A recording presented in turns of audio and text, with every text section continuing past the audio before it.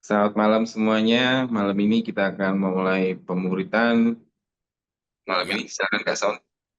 jadi Bapak Ibu Saudara meneruskan ya, udah hampir habis ya, udah hampir selesai. Ini serial di mana kehidupan Yusuf itu setelah ngalami 13 tahun, apa namanya, menghadapi setelah ujian 13 tahun, dia lulus secara luar biasa. Kalau tidak, saya nggak mengerti apa yang terjadi. Pasti dia tidak jadi orang kedua di Mesir, pasti dia tidak akan bertemu dengan ayahnya dan kakak-kakaknya, dan tentu adiknya.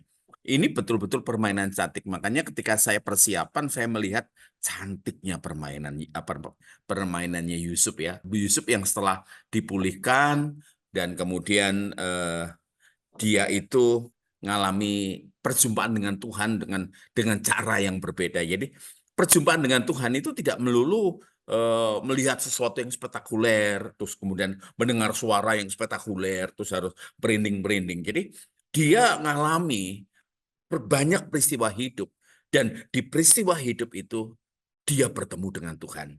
Nah, saya mulai dengan kata-kata permainan cantik dari Yusuf ya. Asal katanya main, permainan cantik. Apa sih yang dimaksud permainan cantik? Nah, saudara lihat ya, ini hanya ilustrasi, lukisan biasa, tetapi itulah yang terjadi pada saat Mesir setelah mengalami kekeringan ya. Silakan Ben bacakan. Kejadian 41 ayat 53 sampai 57. Ya. Setelah lewat ketujuh tahun kelimpahan yang ada di tanah Mesir itu, mulailah datang 7 tahun kelaparan. Seperti yang telah dikatakan Yusuf, dalam segala negeri ada kelaparan, tetapi di seluruh negeri Mesir ada roti. Ketika seluruh negeri Mesir menderita kelaparan dan rakyat berteriak meminta roti kepada Fir'aun, berkatalah Fir'aun kepada semua orang Mesir, "Pergilah kepada Yusuf, perbuatlah apa yang akan dikatakannya kepadamu." Stop dulu, Ben. Ini luar biasa loh. Ya, sampai Firaun itu ngomong gini kepada rakyatnya, pergilah kepada Yusuf. Ya, sebenarnya ini menunjukkan, kalau Bapak Ibu teliti ya, itu menunjukkan bahwa sebenarnya Firaun sendiri, I had no idea dengan yang ada di pikirannya Yusuf. Dia 7 tahun, ya 7 tahun masa kelimpahan, itu luar biasa. Setelah itu apa? Dikumpulkan di gandum-gandum yang ada, ya, dibuatkan semacam bulog sehingga semuanya tersimpan dengan luar biasa. Ada lumbung-lumbung raksasa yang menampung masa kelimpahan tersebut, ya. Perbuatlah apa yang dikatakannya. Jadi makanya itu dikatakan hanya tahta itu yang memisahkan, yang membedakan antara Firaun dengan Yusuf. Silakan lanjut ya Ben ya. Ayat ke-56, kelaparan itu merajalela di seluruh bumi. Stop Maka dulu Yusuf, ya. Seluruh bumi ini dalam waktu daerah yang terbatas ya. Daerah yang terbatas. Jadi jangan berkata bahwa waktu itu seluruh Asia, seluruh Afrika, seluruh Eropa, Amerika. Enggak. Jadi seluruh bumi itu wilayah yang meliputi daerah itu ya. Orang-orang kan masih belum menjelajah jauh ya. Silakan Ben. maka Yusuf membuka segala lumbung dan menjual gandum kepada orang Mesir, sebab makin hebat kelaparan itu di tanah Mesir. Mm-mm. Juga dari seluruh bumi datanglah orang ke Mesir untuk membeli gandum dari Yusuf, sebab hebat kelaparan itu di seluruh bumi. Kejadian 42.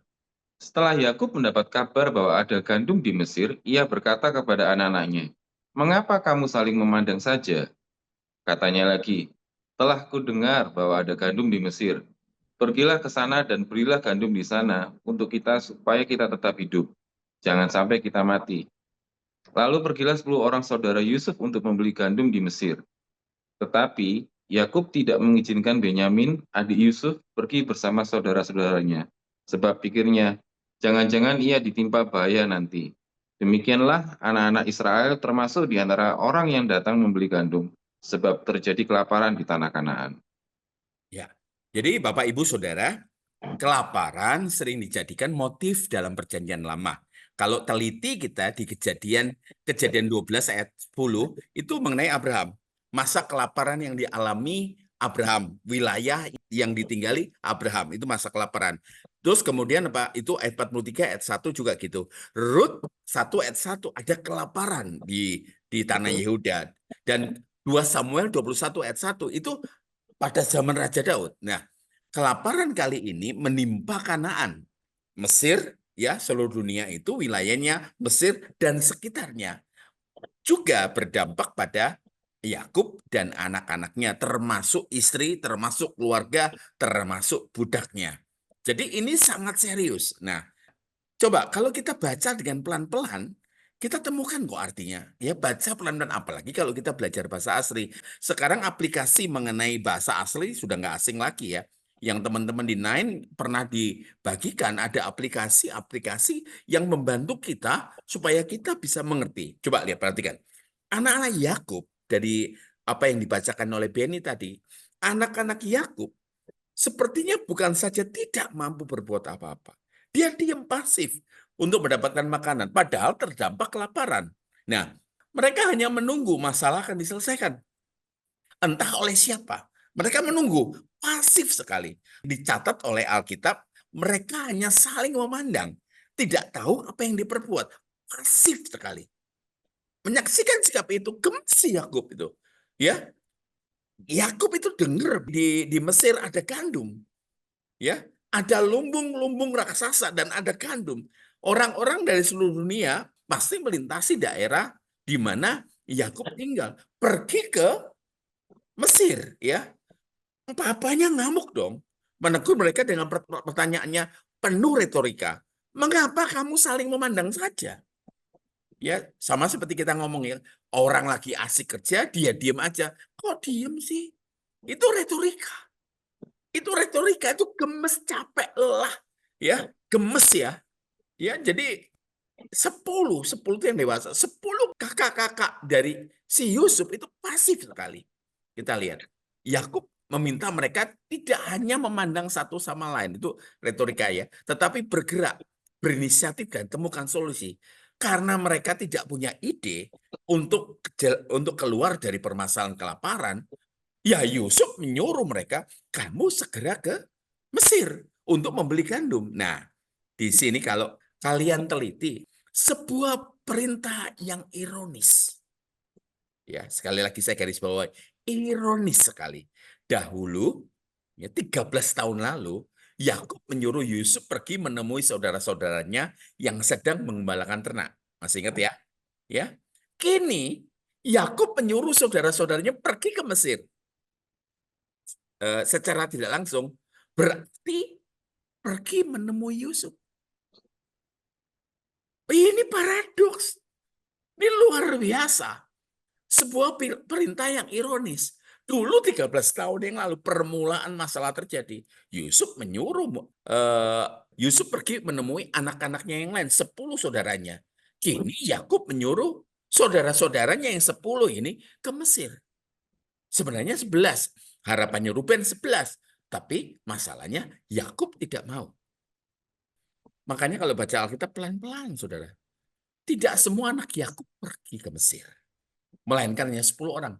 Benyamin tidak diizinkan ikut karena Yakub khawatir akan hidupnya. Ya, setelah kehilangan Yusuf, Benyamin menjadi anak kesayangan, menggantikan Yusuf. Saudara perhatikan sungguh-sungguh. Setelah kehilangan Yusuf, Benyamin menjadi anak kesayangan. Sebelumnya Yusuf anak kesayangan, kini Benyamin anak kesayangan. Karena mereka berdualah anak Rahel istri tercinta. Kalau mundur ya, pada malam pertama harusnya Rahel digantikan Lea dan ini terjadi perang saudara. Ya.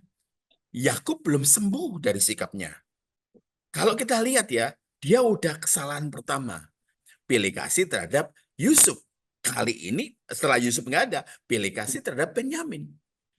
Iya, harusnya tidak boleh mengulang kesalahan sama. Membeda-bedakan perlakuan terhadap anak. Anaknya itu ada, saat itu ada 11. Sebelum itu malah anaknya ada 12. Tapi dia memperlakukan Yusuf secara istimewa. Ya. Dan inilah yang menjadi pemicu persoalan dalam keluarga dan penjualan Yusuf ke Mesir. Ya, saya pergi ke pelayanan ke satu daerah. Full timer dari gereja tersebut diskors. Saya katakan jangan cepat skors tanpa pendampingan. Masalahnya kenapa diskors? Ternyata yang bersangkutan ada 2 full timer yang pasangan lesbi. Ditanya dulu latar belakangnya mengapa jadi lesbi. Apakah sejak lahir, ataukah karena perkosaan, atau karena pergaulan. Jadi kita mesti lihat masalah di balik masalah. Ya, keputusan Yakub menahan Benyamin, inilah yang dipakai pengarang untuk mengembangkan kisah ini. Ya, pada akhir ayat 42, Yakub kembali menekankan ketidakpersediaannya membiarkan Benyamin pergi ke Mesir. Pokoknya nggak rela. Ya, karena itu berarti alasannya yang seringkali orang tua pakai mempercepat kematian. Papa, kalau kamu bawa Benyamin, papa bisa pulang ya. Kamu pulang, papa tinggal nama. Oh, anak-anaknya takut dong. Takut persoalan yang esensial. Persoalan hidup mati. Supaya kita tetap hidup dan jangan mati. Nah, persoalan hidup mati ini merupakan masalah kunci dalam cerita ini. Maupun kelanjutannya. Ya, ayat-ayat di bawahnya ini sudah cukup jelas. Baik Yusuf maupun saudara-saudaranya berulang-ulang ngangkat masalah ini. Pada saat percakapan, ini muncul ya, tidak muncul dalam kata-kata, tetapi tersirat luar biasa. Cerita berjalan cepat ya Bapak Ibu ya. Pada ayat 5, kita sudah menemukan anak Yakub berada di Mesir. Di antara antrian orang-orang yang beli gandum. Saya nggak ngerti mereka antri berapa hari.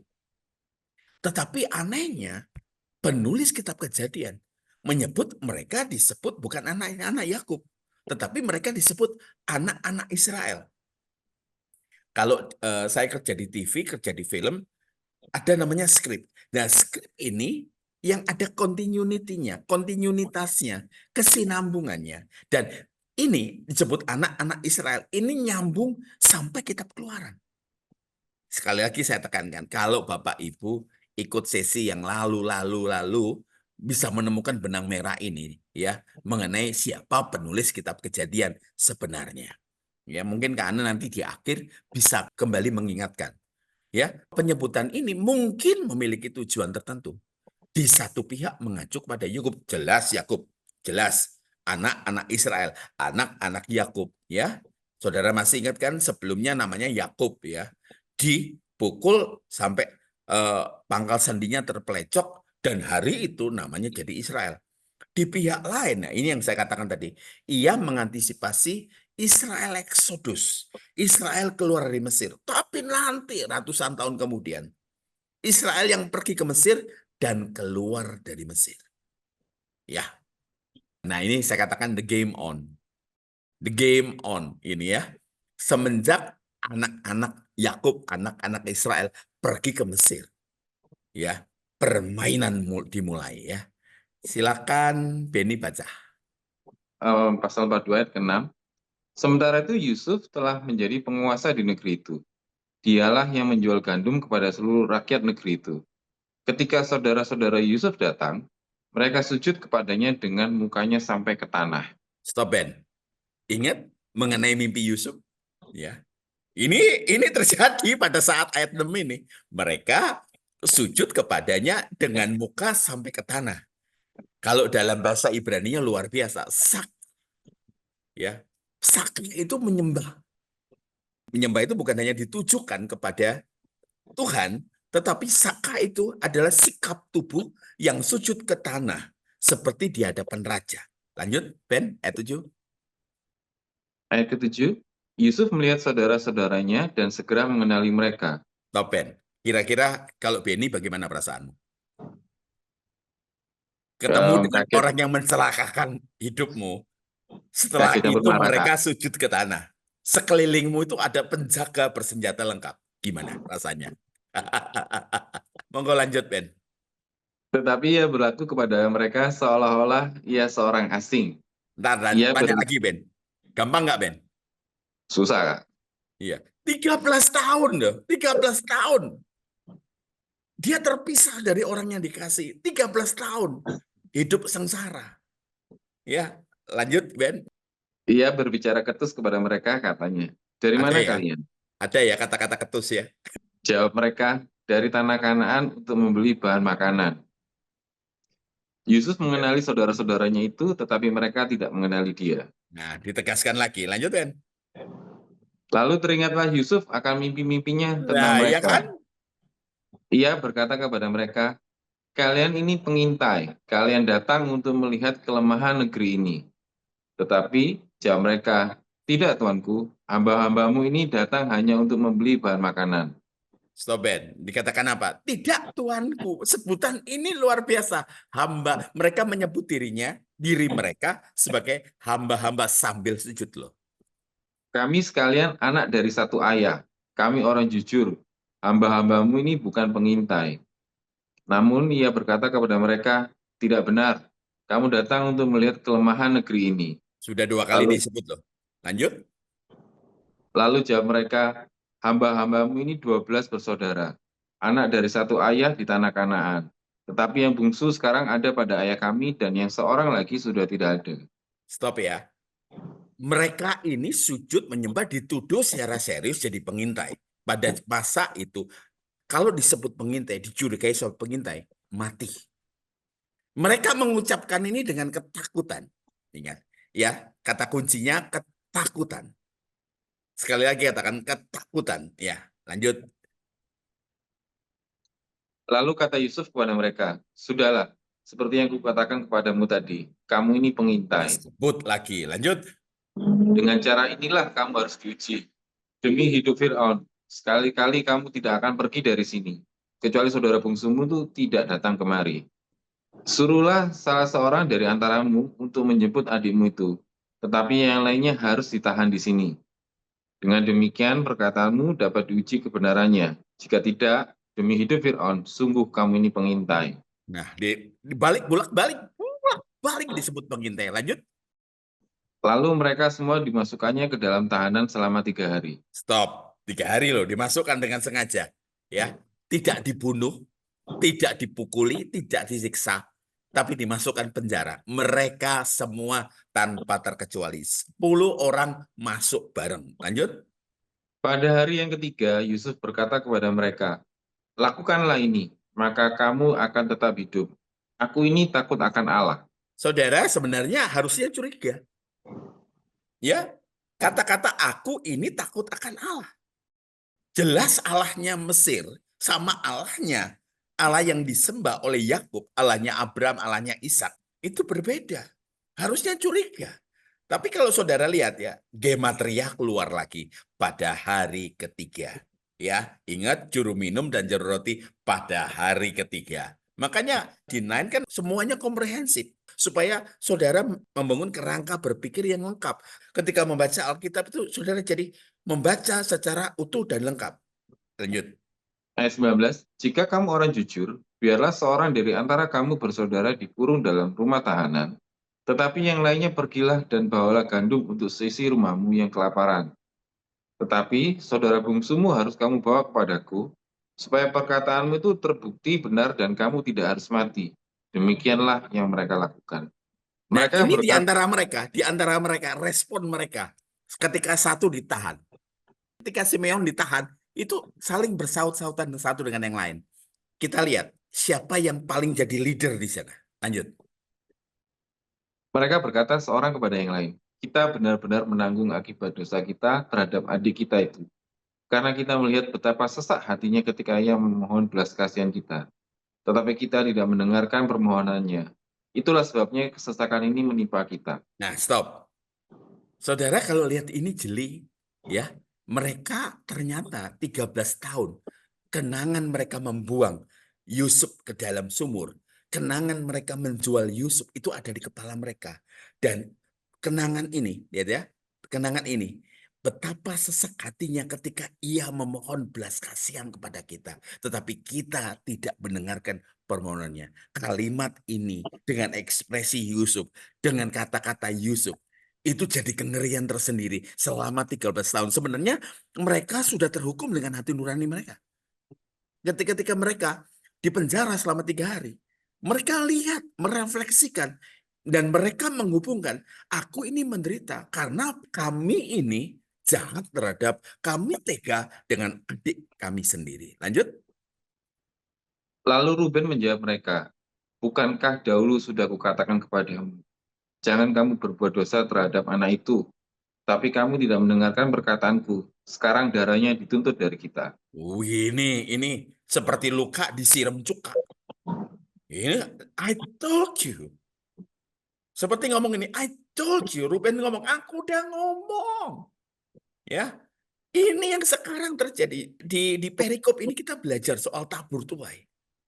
Ya, secara luar biasa. Lanjut, Ben. Namun, mereka tidak tahu bahwa Yusuf mengerti perkataan mereka, sebab ada juru bahasa sebagai perantara. Nah, ya kan ada menerjemah. Ya, Yusuf dengan para pegawainya itu memakai bahasa Mesir. Sementara anak-anak Yakub, anak-anak Israel memakai bahasa Ibrani. Yang dia tidak tahu ya, ya Yusuf ini adalah saudara mereka dan mengerti bahasa mereka. Namun mereka tidak tahu bahwa Yusuf mengerti. Wah, ini ngerasani ya, yang orang dia rasani, dia ada di depannya dia dan mengerti ya. Ya hatinya Yusuf udah diproses. Hatinya pecah loh. Ayat ke-24, Yusuf mengundurkan diri dari mereka, lalu menangis. Stop, Ben. Ini luar biasa. Yusuf mengundurkan diri ya ketika saudara-saudaranya yang 10 itu membicarakan dia dan Ruben bicara. Itu seperti flashback. Yusuf ditarik ke 13 tahun yang lalu ketika dia disumur, ketika di dalam kurungannya penjual budak. Kemudian ia kembali kepada mereka dan berbicara dengan mereka. Simeon diambilnya dari antara mereka dan Sorry. dibelenggu di depan Nah, mata mereka. sorry. Kalian lihat. Harusnya Ruben anak pertama. Kenapa Simeon? Nah, Yusuf tidak segera memberitahu siapa dirinya kepada saudara-saudaranya dan menyelesaikannya dengan bicara langsung. Aku Yusuf. Kalau itu terjadi, bisa jadi 10 orang itu berdalih. Pura-pura atau mereka menciptakan kebohongan, kepalsuan, pakai topeng. Atau mencoba membenarkan diri. Nah ini yang saya katakan the game on. The game dari sini. Yusuf perlu menguji mereka. Apakah mereka selama 13 tahun itu sudah mengalami perubahan? Ya, ini kehidupan banget loh saudara. Apakah sepanjang 13 tahun? Ya, kalau Yusuf sudah dibentuk sama Tuhan, sudah ketemu jati dirinya. Sementara 10 saudaranya, apakah mereka sudah bertobat? Makanya Yusuf perlu menguji mereka. Jadi bukan asal-asalan. Yusuf itu melakukan dengan langkah-langkah yang penuh dengan perhitungan. Saya gambarkan di posternya sebagai orang yang main catur. Dia perhitungkan dengan seksama. Yusuf perlu menciptakan situasi, ini saya katakan the game, untuk membangkitkan ingatan dan berhasil. Dan membuat mereka sadar akan kesalahan yang telah mereka perbuat. Setelah 3 hari mereka nyanyi. Setelah 3 hari hatinya pecah. Setelah 3 hari pikirannya kembali memutar. Yang sebenarnya mereka sudah terhukum dengan hati nurani. Di situasi yang Yusuf ciptakan itu, ia bisa mengamati secara jelas saudara-saudaranya tanpa mereka sadari. Karena mereka nggak tahu, mereka pikir ini orang Mesir. Padahal itu saudara mereka sendiri. Untuk mengetahui apakah mereka sudah berubah. Bertobat lalu mengambil sikap yang tepat terhadap mereka. Ya, situasi ini memungkinkan Yusuf mencari informasi. Nggak mungkin tanya, ayahmu bagaimana? Adikku bagaimana? Nggak mungkin. Sampai dari mulut mereka, kami orang jujur. Ya, sampai ngomong kami dari satu ayah. Ya, kami ber-12. Juga motif yang sebenarnya mereka datang ke Mesir. Ya, di Yusuf tahu, Yusuf cerdas. Ini pasti karena kelaparan. Tapi dia harus menggali hal-hal yang jujur yang keluar dari mulutnya saudara-saudaranya. Nah, saya katakan keadaan berbalik. Ya, Bapak Ibu, mari kita melihat dengan jelas apa yang dahulu dialami Yusuf. Ya, membuat hatinya pecah. Kejadian 37. Kini dialami oleh saudara-saudaranya. Dulu Yusuf tidak bisa membela diri sebelum dilemparkan dalam sumur dan dijual, ya, di kerangkeng dalam kerangkengnya penjual budak. Ia lemah. Nah, perkataan ini ya, ia lemah itu direfleksikan sebagai seperti negeri yang tidak dijaga. Jadi negeri yang tidak dijaga itu istilahnya pada zaman itu kelemahan negeri. Ini diulang-ulang terus ya oleh Yusuf. Kini mereka lah yang ya tidak bisa membela diri, seperti negeri yang tidak dijaga. Kalau kita mengatakan seperti ini, kita kalau melakukan yang sia-sia seperti menjaring angin. Nah, ini loh, negeri yang tidak dijaga. Mereka lemah, mereka tidak bisa membela diri. Bahkan terancam akan mengalami nasib yang sama. Itu sebabnya ketika mereka berhadapan dengan situasi yang sama dengan Yusuf 13 tahun yang lalu, mereka tersadar. Ya, seperti film diputar di otak mereka. Seperti film diputar di hati nurani mereka. Pikiran dengan hati mereka terkoneksi dan membuat mereka penuh penyesalan. Bahkan terancam mengalami nasib yang sama, menjadi tawanan tanpa bisa membela diri. Negeri yang tidak dijaga. Sungguh ironis, lemah seperti negeri yang tidak dijaga. Mereka menjadi manusia tanpa penjagaan, tanpa pembelaan. Itu yang dialami Yusuf. Bukan balas dendam loh ya. Bukan balas dendam sama sekali. Itu yang dialami Yusuf 13 tahun lalu. Neraka itu dimulai di situ. Ya, banyak orang berpikir katakan begini, neraka itu di tempat Potifar. Enggak. Penjara Potifar. Enggak. Neraka itu ketika dia dikhianati oleh saudara-saudaranya. Saya nulis di Facebook saya hari ini, ya. Kita ditikam dari belakang saja marahnya luar biasa. Ditikam dari belakang itu istilah kan, dikhianati. Lah Yesus ditikam dari depan. Malah Yesus ngomong apa? Ampuni sebab mereka tidak tahu apa yang mereka perbuat. Sebenarnya hal yang luar biasa, kata ditikam dari belakang. Ditikam dari belakang itu kan dikhianati. Masalahnya bukan ditikamnya, ketika dia balikkan badannya. Dia tahu siapa yang nikam. Itu kesakitan hati yang luar biasa. Ya, kalau yang nikam orang lain sih lain perkara. Tapi kalau yang nikam orang dekat, itu yang membuat saya tidak tahu berapa tahun Yusuf dealing dengan itu. Ya, kita masing-masing punya monster ya, dikhianati. Ya, tentu kalau lihat usia, Benny, Pak Yohan, istri saya, Anne, kita rata-rata pernah merasakan pengkhianatan. Ya, tapi dealing dengan pengkhianatan itu nggak mudah. Kita lihat bagaimana the game-nya dari Yusuf. Tuduhan pengintai yang dilontarkan Yusuf mencapai sasarannya. Tertuduh memberikan informasi tentang keluarga termasuk tentang Benyamin. Kami sekalian anak dari satu ayah. Kami orang jujur. Kalau dari perkataan Yusuf tahu jelas jujur atau enggaknya. Hamba-hambamu ini bukan mengintai. Itu sambil ketakutan, sambil trembling. Ya, lalu jawab mereka, hamba-hambamu ini 12 bersaudara ngaku-ngaku sendiri. Anak dari satu ayah di tanah Kanaan. Tetapi yang bungsu sekarang ada pada ayah kami dan seorang lagi. Nah ini, sudah tidak ada. Untung mereka nggak ngomong bahwa mati. Untung itu. Hati nurani mereka 13 tahun itu terbentuk ya. Ada dua argumen yang terus mereka ulang. Mereka mengaku sebagai satu keluarga. Anak dari satu ayah. Saya kasih warna itu supaya ada penegasannya. Argumen ini masuk akal. Pengakuan ini menunjukkan adanya perubahan dalam sikap mereka. Mereka bukan lagi keluarga yang terpecah-pecah. Dulu mereka keluarga terpecah-pecah. Yakub lebih sayang kepada Yusuf ya dengan Benyamin. Benyamin waktu itu belum masuk hitungan. Tapi mengabaikan saudara-saudara yang lain. Makanya kalau istilah sekarang mengelompok ngegeng sendiri. Ngegap sendiri. Ya, dahulu mereka memperlakukan Yusuf tanpa rasa solider. Solidaritas sebagai satu keluarga. Nggak dianggap sebagai anggota keluarga, tapi dianggap sebagai musuh. Mereka menyebut Yusuf bukan saudara kami, melainkan anak bapak. Anak Yakub. Ini di hadapan Yusuf mereka menunjukkan solidaritas. We are one. Solidaritas mereka sebagai satu keluarga yang utuh dan lengkap.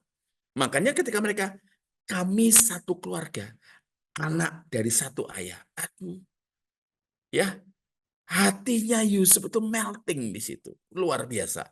Yang kedua, mereka orang jujur. Ditegaskan, orang berintegritas. Padahal, apa yang dahulu mereka lakukan terhadap Yusuf dan ayahnya, jelas-jelas mereka menunjukkan bahwa mereka bukan orang jujur. Ya, mereka mencapik-capik pakaian yang maha indah, ya, jubah itu, terus kemudian menyiramkannya dengan darah dan ngomong ke papanya, Yusuf terekam sama binatang, jelas menunjukkan mereka bukan orang jujur. Ya, jadi jelas ini kedua ini luar biasa. Apakah pengakuan ini tanda bahwa mereka telah bertobat? Yusuf perlu menguji kebenaran pernyataan mereka itu. Mereka ketika ujian keluar hasilnya, ujian lagi untuk menyatakan kebenaran. Yusuf bukan sekedar menguji, melainkan menuntun mereka. Ujiannya itu nuntun. Nuntun. Jadi istilahnya pengakuan yang dituntun. Ke pengakuan yang tulus. Ia memakai keterangan yang sebetulnya tidak perlu mereka berikan. Ya, orang udah ketakutan sujud dituduh pengintai. Yakni keterangan tentang Benyamin. Itu yang Yusuf harapkan. Satu, ayahnya masih hidup. Kedua, ya, Benyamin bagaimana? Tapi kan nggak lucu kalau dia langsung tahu, Benyamin bagaimana? Ya, langsung ketahuan. Apalagi kalau pakai bahasa Ibrani. Yusuf 13 tahun di Mesir. Bahasanya, bahasa Mesirnya fasih. Apalagi di penjaranya Potifar. Anak bungsu untuk menguji mereka, untuk mengetahui apakah sudah terjadi pertobatan dalam keluarga. 11 saudaranya sudah mengalami pertobatan. Seperti saya katakan tadi, Yakub belum. Yakub masih penuh dengan apa? Masalah. Karena dia pilih kasih. Yakub itu sudah punya menantu, sudah punya cucu, tapi dia tidak bisa lepas dari penyakitnya, membedakan anak. Apakah masalah ketidakadilan, pilih kasih, dan iri hati sudah lenyap? Keterangan lebih lanjut tentang Benyamin akan menjadi jalan masuk untuk melihat perubahan itu. Jika Benyamin ditahan di rumah hanya untuk menggantikan dia sebagai pemuas afeksi Yakub, maka masalah hubungan ayah dan saudara-saudaranya belum selesai. Hanya ditutupi saja. Yang sudah selesai 11 saudara. Yang belum selesai Yakub. Makanya ketika bertemu dengan Firaun pada masa depan, ketika ditanya umurku pendek dan penuh kesusahan. Ya karena dia belum selesai. Dia belum move on. Dia belum mengalami transformasi. Kalau dalam bahasa Perjanjian Baru, dia belum mengalami metanoia. Orang Kristen menyebut dirinya Kristen, tapi kalau dia belum mengalami perubahan pikiran, sehingga dia tercerahkan menjadi anak-anak Allah, kamu masih menjadi seteru Allah. Kita masih melakukan perbuatan yang Tuhan tidak sukai. Persahabatan dengan dunia adalah permusuhan dengan Allah. Bapak Ibu ngerti? Ya. Ini teknik yang dipakai ada. Kalau saya yang biasa melayani, tekniknya inner healing. Teknik untuk kesembuhan luka batin. Ya, orang yang gimana sih sampai dia berkata, aku salah. Aku minta ampun. Ini luar biasa. Istilahnya Yusuf menginner healing 10 saudaranya. Ya, harusnya saudara-saudaranya curiga. Ben, tolong bacakan, Ben. Yusuf berkata, dengan cara inilah kamu harus diuji.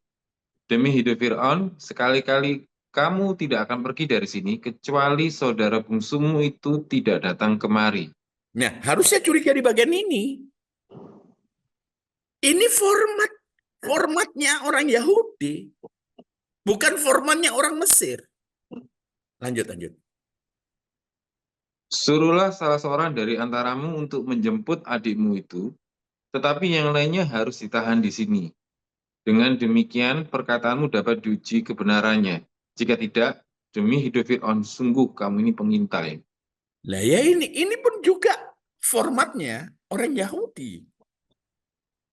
Jadi harusnya saudara-saudaranya curiga, tapi karena ketakutan itu, nalarnya nggak jalan.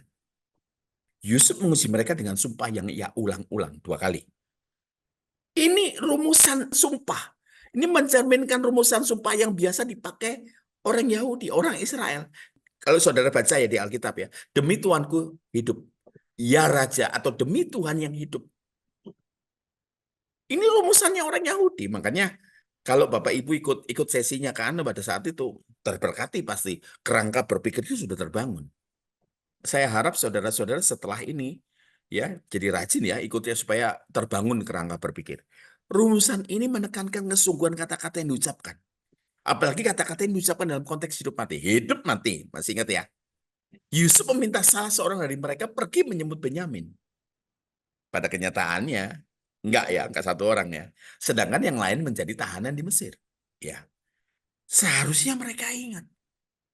Setelah mengucapkan ujiannya itu, Yusuf melaksanakan apa yang ia ucapkan.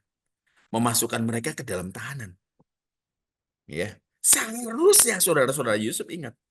Saudara-saudara Yusuf kini sepertinya digiring untuk merasakan bagaimana berada di sebuah sumur.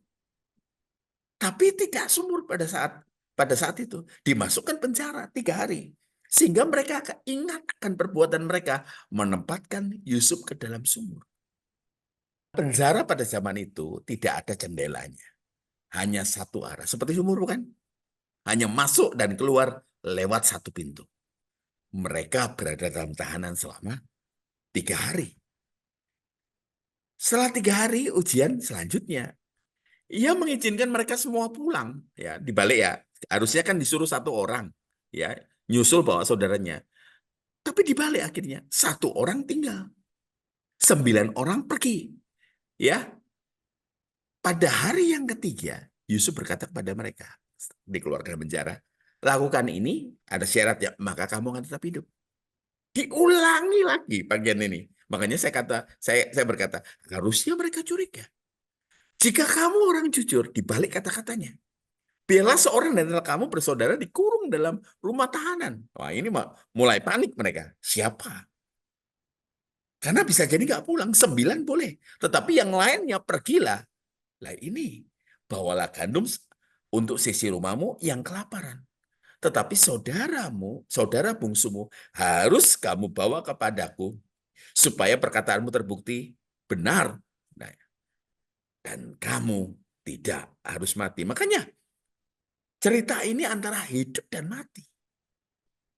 Setelah mereka mengalami hidup dalam tahanan 3 hari, Yusuf ingin tahu apakah saudara-saudaranya akan mengorbankan saudaranya lagi. Seperti dahulu mereka mengorbankan dia. Itu maksudnya. Setelah 3 hari, apakah mereka akan saling mengorbankan atau menyelamatkan diri sendiri dan mengorbankan yang lain? Pernyataan awalnya, lakukan ini, maka kamu akan tetap hidup. Aku ini takut akan Allah. Menandaskan sisi positif ujian Yusuf. Ia menginginkan kehidupan bagi saudara-saudaranya yang dahulu tidak peduli dengan hidup. Nggak punya pilihan dulu. Nggak punya pilihan. Tetapi saudara-saudaranya, 10 saudaranya punya pilihan. Apakah mereka peduli dengan hidup saudaranya? Jika tidak, kematian akan mengancam mereka. Bisa jadi 9-nya tuh 9 pergi dan tidak kembali lagi. Dan satu di situ Simeon akan mati. Alasan dasar dari semuanya ini ialah takut akan Allah. Suatu kebijaksanaan dasar dari tradisi Israel. Yusuf menggabungkan, mengkombinasikan penghukuman atau penghakiman dengan belas kasihan. Harapannya muncul pengakuan.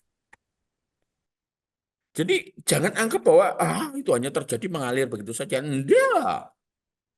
Terencana sempurna. Yusuf itu ahli strategi.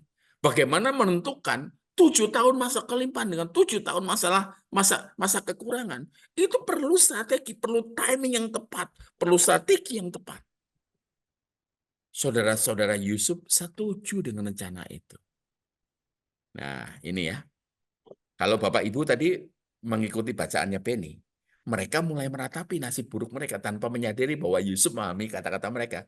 Karena Yusuf pura-pura memakai penerjemah. Mereka berkata, seorang kepada yang lain, kita benar-benar nanggung dosa terhadap adik kita. Karena kita melihat betapa sesak hatinya. Ketika ia mohon belas kasihan kepada kita. Waduh Bapak Ibu, horor. Horor terjadi. Kenapa? Mereka menghubungkan bahwa apa yang mereka hadapi kini dengan peristiwa yang lalu. Perbuatan mereka. Kata-kata ini perih sekali. Perih sekali. Kalau saudara baca sambil lalu, nggak dapat apa-apa. Tapi kalau saudara baca dengan hati-hati, lalu Ruben menjawab mereka.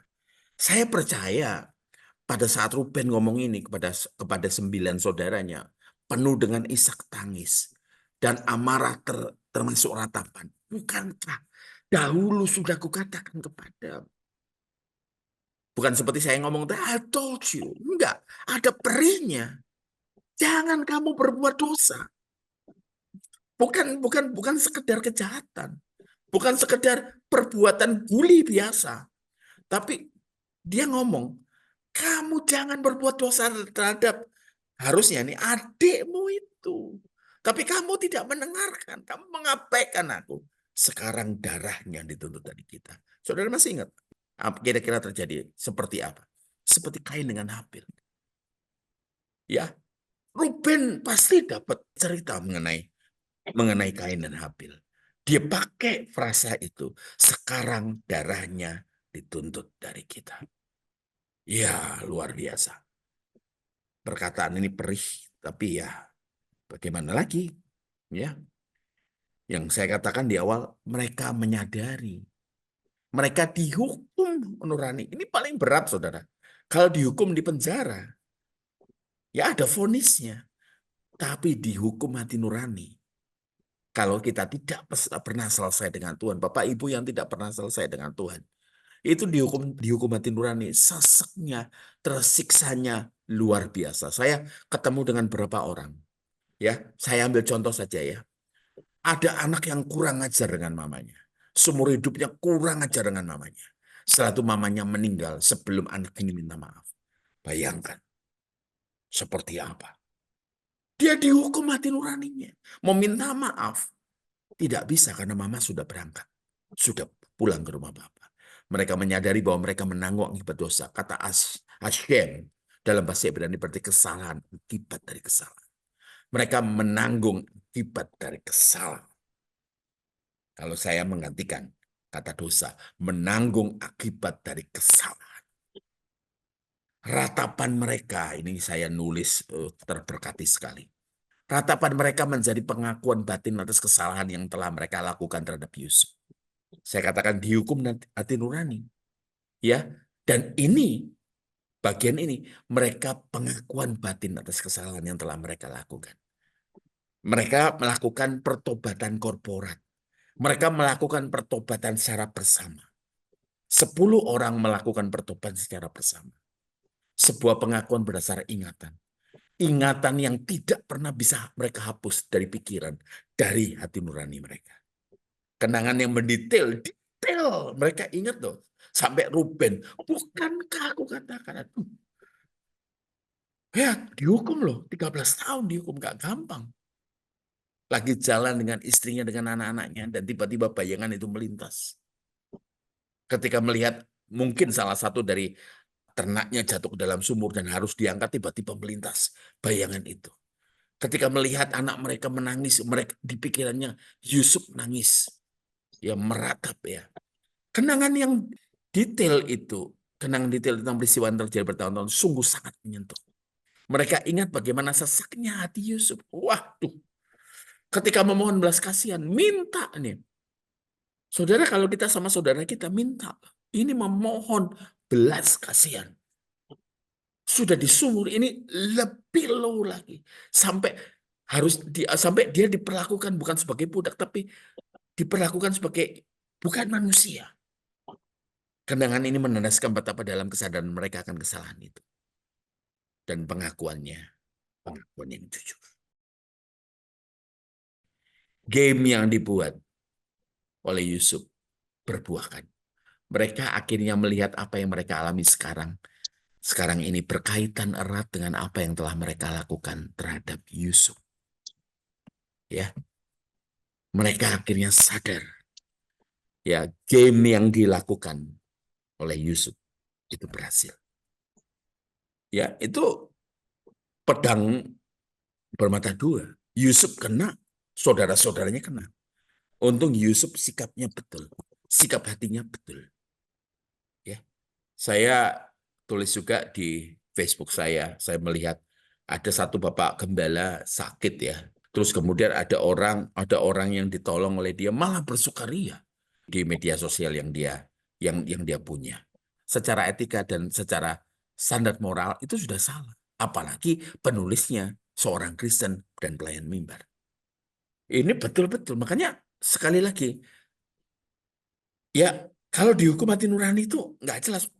masalahnya ketika hati nurani mati. Ya, nesyama kita mati. Waduh, Tuhan bicara pakai cara apa lagi? Ya, mereka merasa, ya mereka itu nganggap bahwa yang mereka hadapi 3 hari di dalam penjara itu hukuman.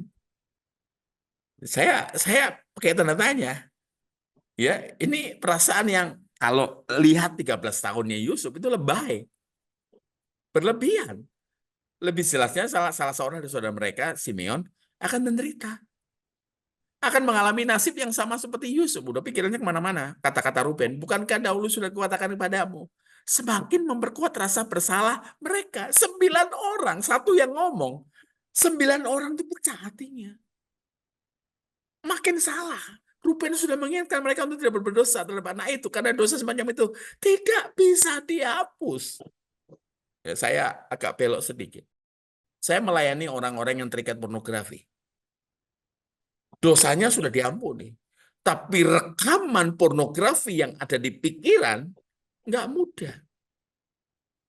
Dia katakan menikah itu tidak menyelesaikan pornografinya.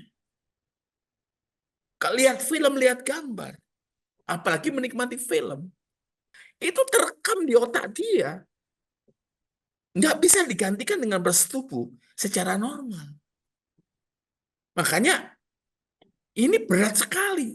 Game yang dilakukan Yusuf ke saudara-saudaranya itu membongkar apa yang dipikirin, membongkar di hati nurani mereka untuk harapannya mereka sembuh. Ia tahu bahwa akan ada perhitungan pada suatu hari. Mereka terdiam, tidak ada yang menanggapi kata-kata Ruben. Pertanda mereka menerima dan mengakuinya. Ya, kami salah. Ya, ketika Yusuf mendengar tanggapan mereka yang penuh rasa salah, ia hampir saja tidak tahan untuk menyatakan dirinya. Tadi nangis ya, berbalik mengundurkan diri dari mereka dan menangis. Di balik ruangan dia menangis, dia pecah. Sembuh dua-dua, saudara. Sembuh dua-dua. Saya pernah jatuh dari pagar. Ketika pagar yang saya sentuh, runcingnya itu patah. Dan saya jatuh ke got. Jin saya robek, kaki saya robek, kelihatan tulang. Saya lari ke dokter terdekat. Kemudian celana saya dipotong. Terus kemudian saya pikir saya diobati, ternyata dibersihkan. Tuhan juga menyembuhkan dengan cara gitu. Tidak dikatakan, aku nyembuhkan.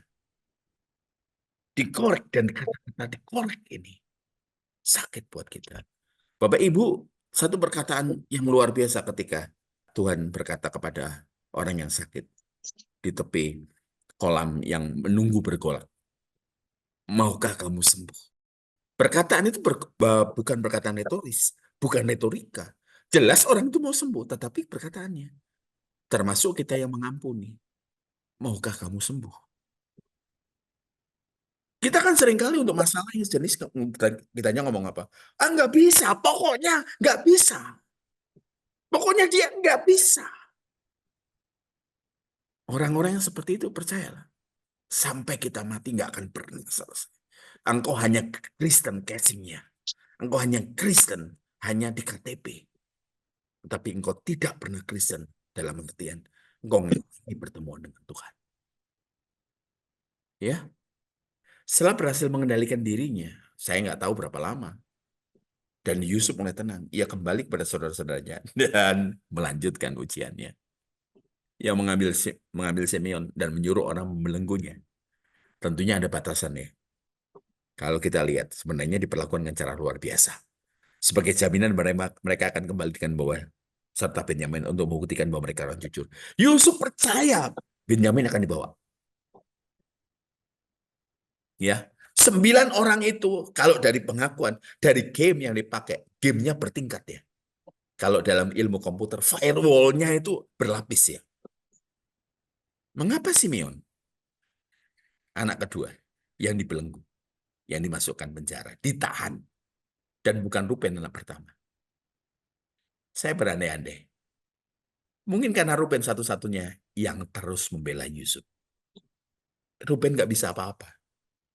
ketika 9 saudaranya melempar Yusuf ke dalam sumur. Ruben nggak bisa apa-apa ketika anak ini dijual. Tapi Ruben yang berkata, bukankah aku katakan dengan perih, dengan pedih. Dia mungkin yang membawa jubahnya Yusuf dengan penuh tangisan di hadapan papanya. Tapi tangisan tidak pernah berhenti. Sampai 13 tahun. Ya, kan saya katakan dihukum mati nurani.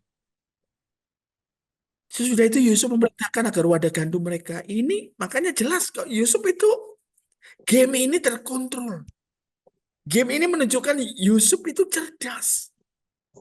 Yusuf ini istilahnya dikontrol dengan kuat.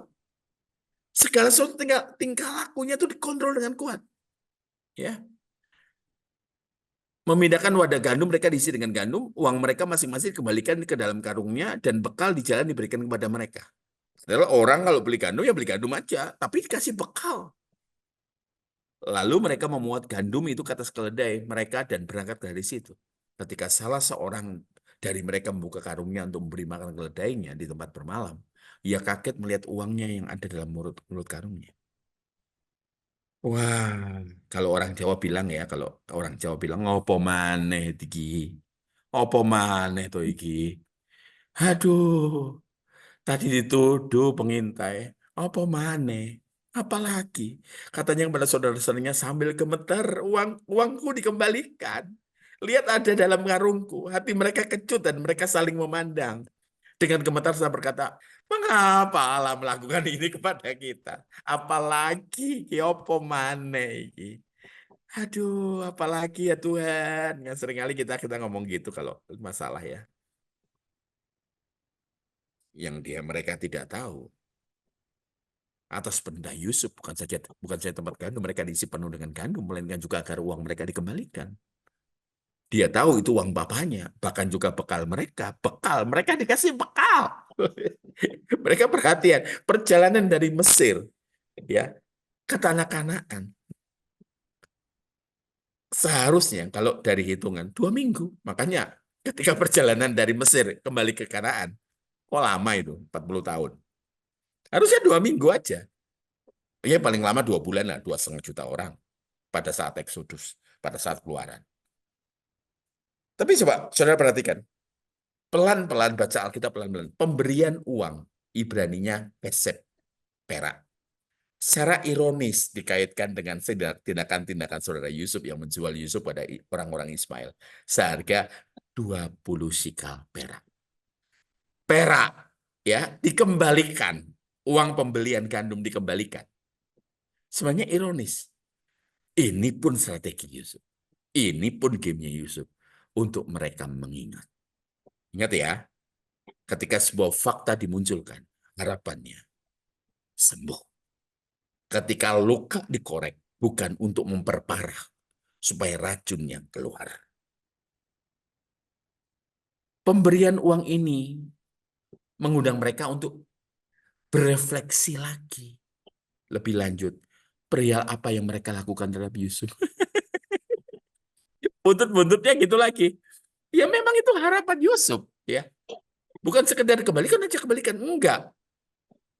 Kalau mereka lihat uang dikembalikan, mereka lihat perak itu. Mereka tahu. Dengan perak mereka menjual Yusuf kepada saudagar Arab. Mereka berangkat ke Kanaan tanpa Simeon. Ketika masih dalam perjalanan pulang tempat malam, mereka menemukan uang dalam karung mereka. Bisa tahu, hati mereka tawar. Dan mereka berpandang-pandangan dengan gemetar. Apa juga yang diperbuat Allah terhadap kita. Mereka gemetar, mereka ketakutan karena bisa jadi tuduhannya nambah. Ya, kalau tadi mata-mata, sekarang mencuri. Namun juga hal ini mengantar mereka ke refleksi teologis. Apa yang sedang Allah lakukan dalam mereka. Apa yang terjadi memang semuanya atas kebijaksanaan Yusuf. Dengar, Yusuf bisa melakukan game. Yusuf bisa melakukan ujian. Dari mana? Kebijakan Yusuf didapat dari Tuhan. Didapat dari mana? Dari Elohim Yahweh. Ya, Penegasannya luar biasa. Saudara pikir kok bisa ya mikir ya Yusuf ya? Iya, kebijaksanaannya dari Tuhan. Tapi sekolahnya 13 tahun. Ya. Masalahnya kita tidak bisa patokan apakah kita 13 tahun langsung bijak seperti Yusuf. Akan beda sesuai respon kita. Nah, apa yang terjadi ini memang semuanya atas kebijaksanaan Yusuf. Dan kebijaksanaan Yusuf ini saya tegaskan lagi. Berasal dari Tuhan. Dengan kata lain, di balik peristiwa ini mereka melihat Allah sungguh-sungguh aktif dan terlibat. Ya, dikatakan dalam perjanjian lama, Tuhan adalah gembala, itu menyebut Yahweh gembala. Jadi kalau kita melihat di perjanjian baru, Yesus gembala. Itu istilahnya delegasi tugas yang mantap secara luar biasa.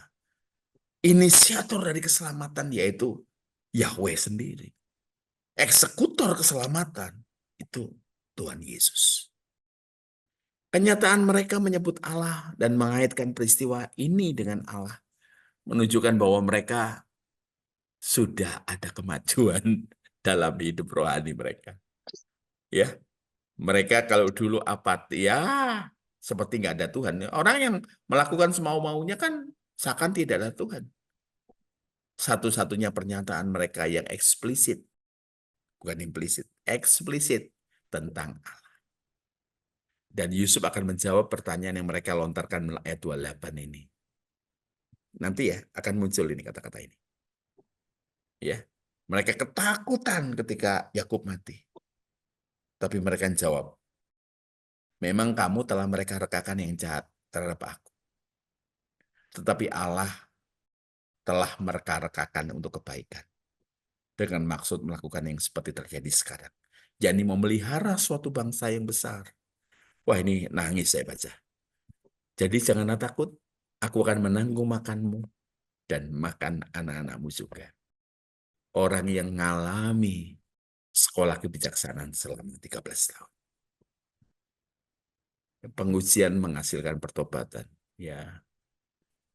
Bagi Yusuf, Allah telah bertindak dalam hidup mereka untuk kebaikan. Jawaban ini sebenarnya sudah diantisipasi oleh kepala rumah Yusuf. Kepala rumah tangga Yusuf itu ngomong, tenang sajalah. Dari mana dapat perkataan ini? Karena orang yang berjalan bersama dengan Allah, hidupnya penuh keagungan. Orang yang sudah udah mengalami perjumpaan dengan Tuhan, hidupnya penuh keagungan. Mulutnya penuh keagungan, hidupnya penuh dengan keagungan. Orang lain di sekelilingnya melihat dia. Sampai orang Mesir yang jadi kepala rumahnya, Yusuf ngomong, tenang sajalah. Jangan takut. Allahmu dan Allah Bapamu telah memberikan kepadamu harta terpendam dalam karung. Uangmu itu telah kuterima. Kemudian keluarkanlah Simeon dan dibawanya kepada mereka. Saya stop di sini. Saya kembalikan ke Benny. Saya harap pada malam hari ini, ya, sharing malam hari ini bisa memberkati Bapak Ibu Saudara dan mengecek masing-masing kesehatan hati nurani kita masing-masing. Ini pelajaran mengenai hati nurani.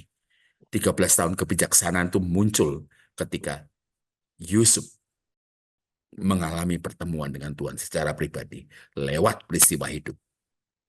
Tuhan berkati, selamat berjuang. Makasih, Kak Son, luar biasa sharingnya malam ini. Ada beberapa statement sih Kak di chat. Yang pertama dari Kak Marta Dian. Atau mungkin Ruben yang paling bisa memastikan agar mereka balik ke Mesir dengan membawa Benyamin ya Kak. Kalau itu enggak, mereka tahu kok. Papanya nggak bisa ditawar. Jadi siapapun anak yang pulang, ya pasti ditolak. Tetapi kemungkinan ya istilahnya diizinkan pulang. Ya, jadi ada kemungkinan besar loh mereka kabur loh. Ada kemungkinan besar tuh mereka kabur. Ya, siapa yang nggak takut dituduh mata-mata? Apalagi ketika menemukan uang. Karena mereka mikir tuduhannya ganda. Mereka, pencuri ini, udah pencuri mata-mata pula. Nah, jadi kita ngelihat ya. kebesaran hati Yusuf. Jadi nanti cerita di depan, mereka didudukkan. Itu sesuai dengan urutan mereka loh. Terlalu banyak kejanggalan. Ya, kalau Bapak Ibu Saudara ada di dalam pertemuan dengan Yusuf, ya, saudaranya 10 ini ada kata-kata yang janggal. Tapi karena ketakutan itu menutupi nalar mereka, mereka masuk dalam tanda petik ya, dalam jebakan permainannya Yusuf. Ya, jebakan dalam permainan Yusuf yang penuh strategi dan terencana sempurna. Begitu dia. Saya kaget sih tadi banyak saya jemelekkan. Bener sih Kak. Beda ya pendalaman dengan Kak Son terutama, Kak Ana terutama daripada daripada saya saya baca Alkitab sendiri. Banyak yang terlewati gitu Kak. Ya itu tadi hal-hal kecil seperti ya saya pikir karena Ruben ini yang sikapnya paling heroik kan gitu loh, yang Heroik. ya yang paling bisa menggerakkan hati papanya kan gitu loh Pak Kak. Saya pikir kan Ya. seperti itu. Ternyata Kak Sony bilang ke papanya nggak bisa digoyang. Terus kedua seperti hal kecil Kalau itu bahasa tadi. Jawanya gini, Marta, Iya. Bapak ya kayak ngono, gak iso lah. Nah, Udah ya Bapak ya kayak gitu, nggak bisa lah. iya. Ya kayak gitu. Nah, yang kedua juga menguji itu tadi Kak, pengujian itu. Saya selama ini saya kaitkan 10 orang itu belum bertobat gitu loh. Belum bertobat ya mungkin hanya Ruben aja karena kan statementnya hanya Ruben yang jelas-jelas penuh penyesalan di situ loh Kak. Jadi tadi saya terberkati sekali. Ternyata 10-nya diuji dan Kak Son tadi kan menuliskan pernyataannya Kak Son ada pertobatan. Mungkin saya salah satu kalau refleksi sih balik ke refleksi saya mungkin salah satu dari 9 saudara itu. Puji Tuhan. Ya, Puji kita Tuhan. jadi salah satu dari saudara-saudaranya Yusuf ya. Iya, Anak-anak Yakub iya, yang tego. iya, itu Kak. Mungkin saya pernah dikhianati ya, tapi lebih lagi mungkin saya pernah menikam juga kan seperti itu. Menikam Pelaku Tuhan dan lebih korban. jelasnya. Ya, menikam Tuhan lebih jelasnya Kak. Itu. Terima kasih Kak Son. Puji Tuhan. Ini Kak, tanggapan dari Kak Raymond yang itu bilang sangat terharu Kak dari apa yang kita pelajari malam ini, bagaimana luar biasanya. Rasanya mungkin gitu ya, seorang Yusuf bisa menahan diri seperti itu dan tujuannya untuk memberikan pemulihan ya Kak ya. Iya. Jujur Beni belajar materi Kak Son itu tadi siang Kak, Beni baca. Pas lagi baca-baca itu, memang Beni kalau setiap baca kisahnya ini, apalagi di bagian penghujung itu, puncak-puncaknya yang kadang berbesmili Kak. Gimana Pak Raymond? Tidak gampang.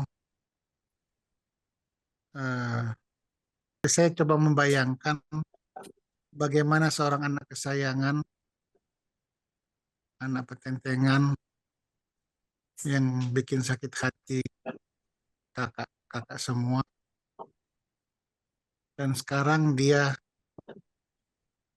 harus pergi ke Mesir, melihat kemah-kemah bapaknya, dan dia hilang.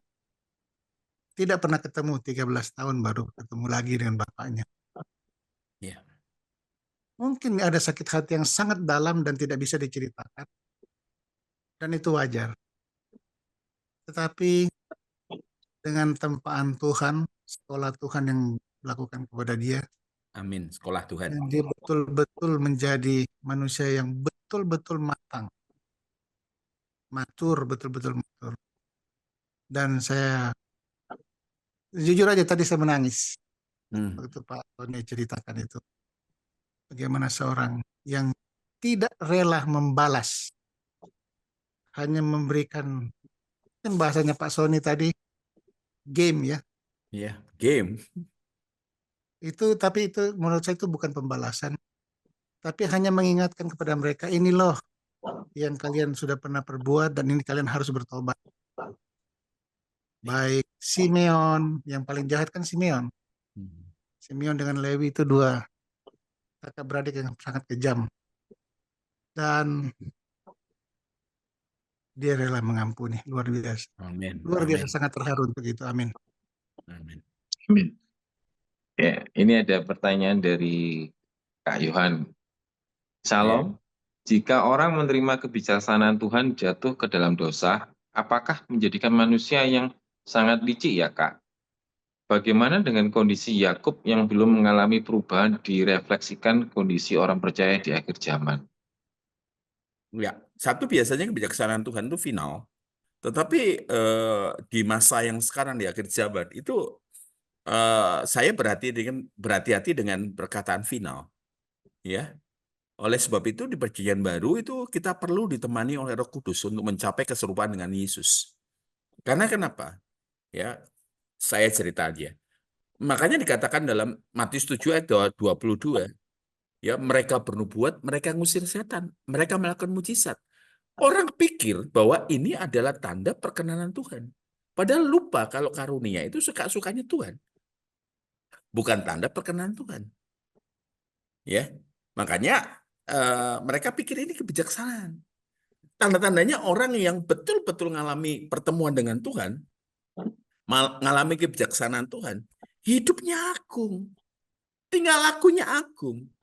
Saya berhati-hati mengatakan gini, surga adalah tempat di mana orang-orang yang hidup di sana tidak membahayakan bagi sesamanya. Tidak membahayakan bagi sesamanya. Jadi kalau ada potensi untuk membahayakan bagi sesamanya, saudara tidak akan berangkat. Makanya selama di dunia itu proses. Makanya sampai hidupnya seperti Tuhan Yesus. Memperlakukan orang lain seperti Yesus. Di dalam situasi yang betul-betul harusnya membuat dia ya sebuah kewajaran untuk bertindak misalnya yang wajar bagi orang dunia. Saya kata-kata yang hari-hari ini jarang saya pakai selama 1 tahun atau 2 tahun.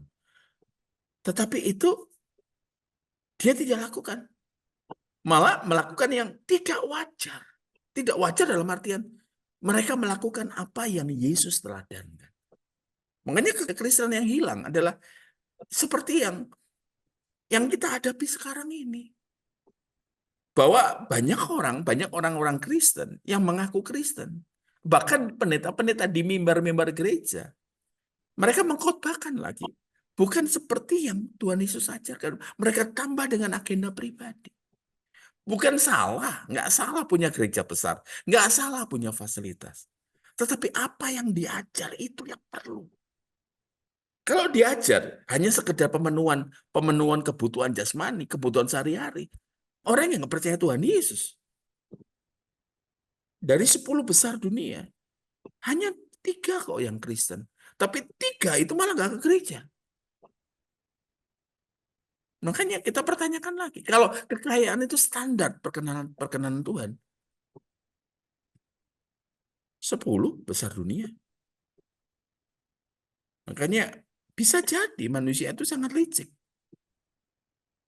Maksudnya ini untuk pribadi kita dapat hikmat dari Tuhan, kebijaksanaan dari Tuhan, itu tidak bisa main-main. Karena begitu kita salah, kita bisa berbuat tadi yang Kak Son bilang, jadi membahayakan orang yang lain. Kalau yang refleksi Yakub ini kan orang yang dikasih Tuhan jadi Israel. Harusnya ada 12 dia punya anak. Kita semua tidak sekedar hanya satu hal yang harus kita penuhi. Makanya kita menyayangi Yusuf, kita menyayangi satu hal untuk kita anggap itu sesuatu yang baik. Tetapi ada banyak hal yang harusnya kita kerjakan, kita cuma fokusnya ke satu hal yang tadi Kak Son bilang. Oh ya, saya cuma fokusnya ke urusan materi. Padahal hanya ada 10 hal, ada 11 hal yang harus kita kerjakan. Kita jadi Yakub yang terhilang karena terlalu mencintai itu. Iya. Itu sih Kak. Kenapa ya, Pak Yon? Kenapa pendeta-pendeta? Kenapa mereka yang disebut hamba Tuhan itu saringannya lebih ketat dibanding dengan manusia pada umumnya? Karena hamba Tuhan pendeta hamba Tuhan atau pendeta, itu membahayakan orang lain kalau dia mengajarkan yang bukan yang diajarkan Yesus. Keserupaan dengan Yesus, kekudusan. Mereka hanya ngajar. Kamu akan diberkati, kamu akan berlimpah-limpah, kamu akan diurapi, engkau jadi orang kaya, kekayaan bangsa-bangsa akan penuh datang ke rumah saudara. Itu membahayakan orang itu, sehingga orang itu meleset. Dari Malang ke Surabaya, kalau saya khotbah di Surabaya, saya minimal harus 2 jam. Kecepatan di tol saya 100 km per jam. Kenapa? Bisa kecepatannya kurang. Tapi nggak nyampe tepat waktu. Nah, umur manusia kan 70 tahun. Kalau kita umur 30 tahun ketemu dengan Tuhan, dan kalau kita dipanggil Tuhan, umur 76 tahun atau umur 70 tahun, kita hanya punya waktu merespon apa yang Roh Kudus pimpin, merespon Roh Kudus yang Roh Kudus tuntun selama 40 tahun penuh tanpa jeda dengan kecepatan yang konstan, pertumbuhan yang konstan, sehingga perayaan maksimal. Lepas dari itu kita nggak nyampe sasaran. Makanya gitu kata Alkitab, dosa itu diterjemahkan sebagai kemelesetan. Jadi hamba Tuhan itu berbahaya bagi orang lain kalau dia mengajarkan yang bukan ajaran Tuhan. Membahayakan sesamanya. Makanya gemes lihat gereja seperti ini. Maafkan saya tidak punya masalah sama gereja. Ya, masalahnya adalah beberapa oknum itu mengajarkan sesuatu yang bukan yang Tuhan ajarkan. Bukan Tuhan ajarkan. Tuhan berbicara apa? Kita kejar nubuat, tapi kita tidak kejar firman Tuhan yang tertulis. Wah, itu celaka. Kita akan dihakimi lebih berat daripada orang-orang biasa yang pelayanan mimbar itu. Waspada. Silakan. Iya benar, setuju Kak. Ada juga yang paling agak Beni bikin kesel itu kadangkala dari teman-teman yang penginjilan untuk menangkan jiwa itu, waktu penginjilan tuh menyampaikan janji-janji manis ketika mereka terima Yesus sebagai Tuhan.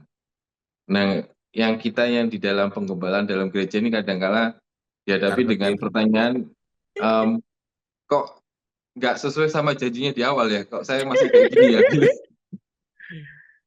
Nah, ini Makanya yang benernya agak susah tuh, orang-orang yang Kak. dinubuat itu, Ben, mereka itu polos-polos baca. Kalau nggak terjadi, gampang loh pendeta ngomong, kamu sih nggak beriman.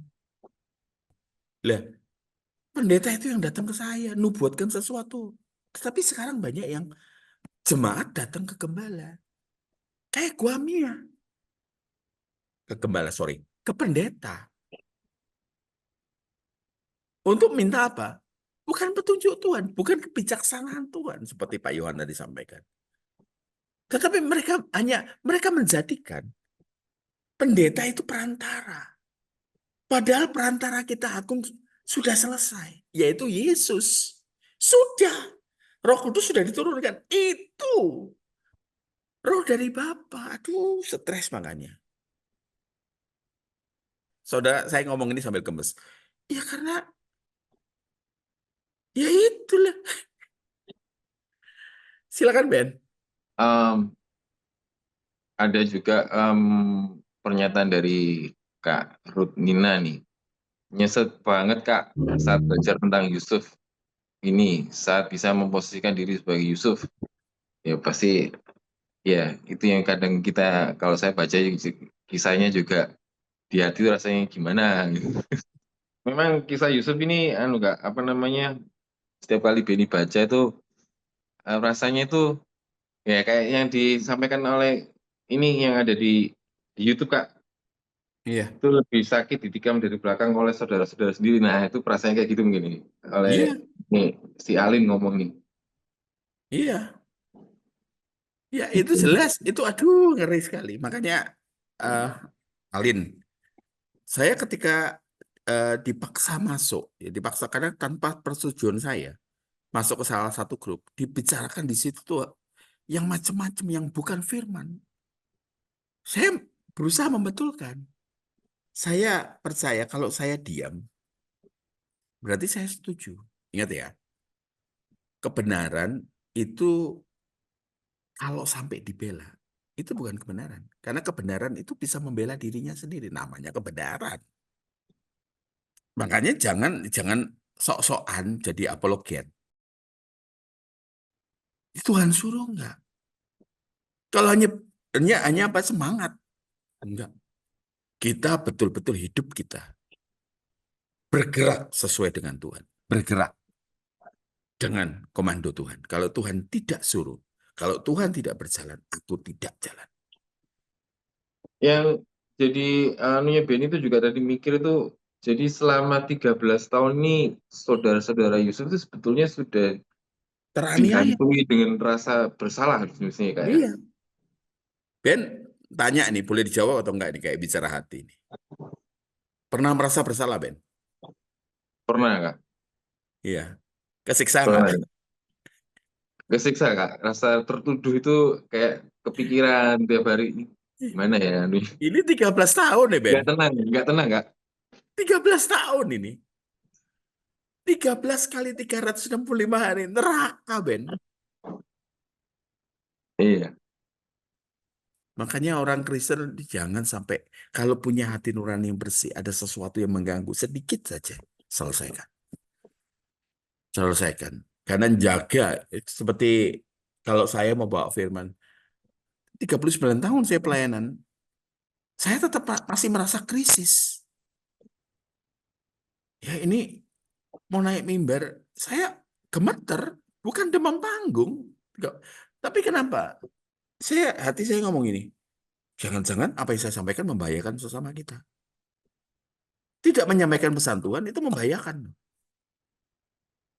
Ada orang yang harusnya dapat obat pada malam itu, dia nggak minum obat gara-gara saya cerita yang lain.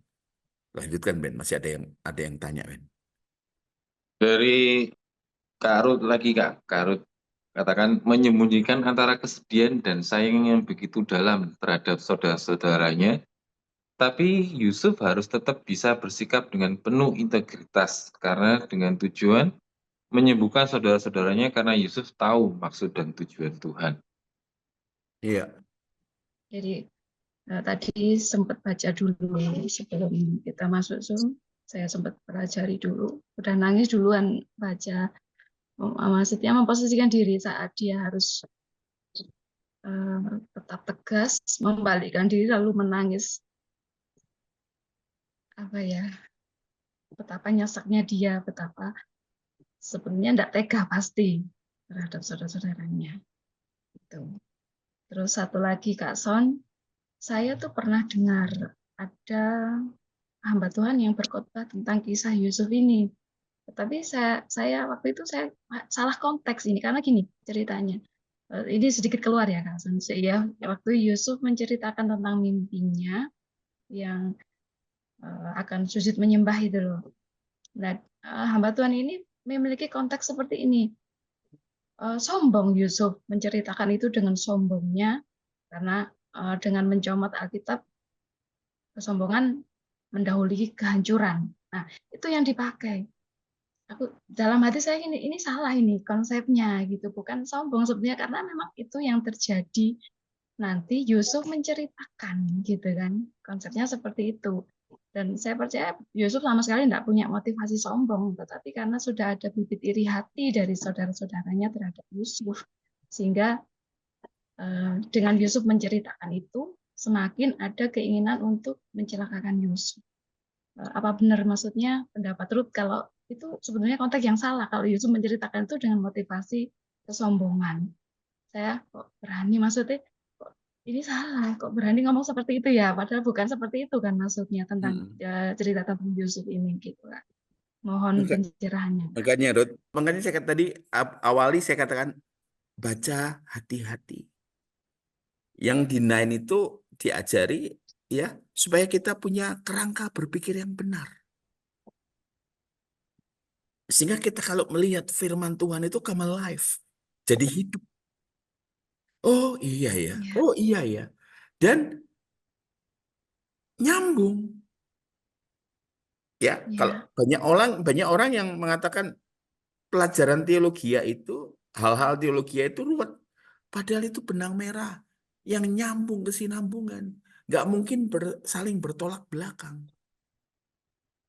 Makanya kalau baca Alkitab, itu cerita cinta. Ya, nanti di surga saya percaya ada buku tentang Ruth, perjuangan Ruth, hidupnya kayak apa, ada buku. Dan buku itu ada, saya berpikir tuh ada buku yang buku kita, perjuangan kita menjadi Kristen, ngalami keserupaan dengan Tuhan, itu akan jadi inspirasi buat orang lain, penghuni surga. Ada buku mengenai Beni, ada buku mengenai Pak Raymond, Pak Yohan, Marta, Putri. Dan itu indah. Terima kasih, Kak. Terima kasih, Ruth. Baik, kalau nggak ada lagi, Ben. Baik, kalau gitu ya jaga hati nurani kita, tetap bersih, karena disitulah Tuhan berbicara. Tuhan bicara dengan Lukas, di sanalah kita dibentuk. Dan hati nurani kita itu gambaran yang seutuhnya mengenai siapa kita. Ya, selamat berjuang, nggak gampang ya. Amin. Selamat malam, Tuhan berkati semuanya.